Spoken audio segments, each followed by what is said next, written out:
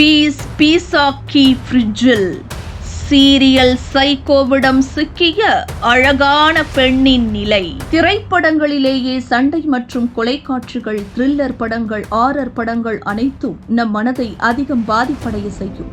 அது மட்டும் இன்றி நாட்டில் நடப்பதை தானே இந்த படத்தில் எடுக்கிறார்கள் என்ற ஒரு பேச்சு நம்மை இன்னும் அதிகமாகவே பயத்தில் தள்ளிவிடும். அப்படிப்பட்ட கதைகளை படத்தில் பார்க்கும் போதே நமக்கு பயமாக இருக்கிற நிலையில் திரைப்படங்களில் நடப்பது போன்று நிஜத்திலும் பல சம்பவங்கள் நடந்து அவை செய்திகளில் வெளியாகி வருகிறது. அதாவது கர்நாடக மாநிலத்தின் தலைநகரான பெங்களூருவில் உள்ள வயலிகாவல் என்ற பகுதியில் உள்ள ஒரு வீட்டில் திடீரென்று சந்தேகத்திற்கு இடமாக துர்நாற்றம் வீசியுள்ளது. இதனால் அப்பகுதியில் உள்ள மக்கள் அந்த வீட்டின் உரிமையாளரான மகாலட்சுமியின் தாயாருக்கு தெரிவித்திருக்கிறார். இதனையடுத்து மகாலட்சுமியின் தாயார் மற்றும் சகோதரியும் வீட்டின் பூட்டை உடைத்து உள்ளே சென்று பார்க்கும் பொழுது துர்நாற்றம் அதிகமாக வீசியுள்ளது.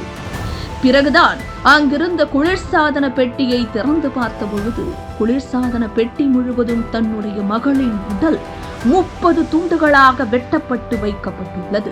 இதனை கண்டு அதிர்ச்சியடைந்த தாய் மற்றும் சகோதரி உடனடியாக போலீசாருக்கு தெரிவித்துள்ளனர். சம்பந்தப்பட்ட போலீசார் அங்கு விரைந்து விசாரணையை தொடங்கியுள்ளனர்.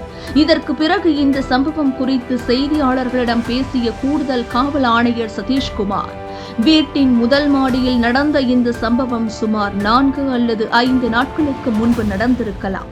அதோடு பெங்களூருவில் தற்பொழுது குடியேறி உள்ள இந்த பெண் வேறு மாநிலத்தைச் சேர்ந்தவர்.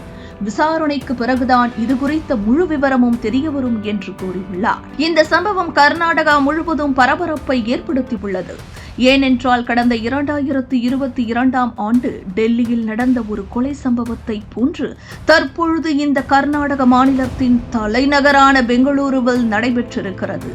அதாவது 2022ஆம் ஆண்டில் டெல்லியில் வசித்து வந்த ஷர்தா வால்கர் மே மாதம் கொலை செய்யப்பட்டார். ஆனால் நவம்பர் மாதத்தில் தான் அவரது மரணம் வெளிச்சத்திற்கு வந்தது. அது மட்டும் இன்றி ஷர்தாவை அவரது காதலரான அப்தாப் பூனாவாலா தான் கொலை செய்தார் என்ற குற்றச்சாட்டுகள் முன்வைக்கப்பட்டு புகாரும் அளிக்கப்பட்டது.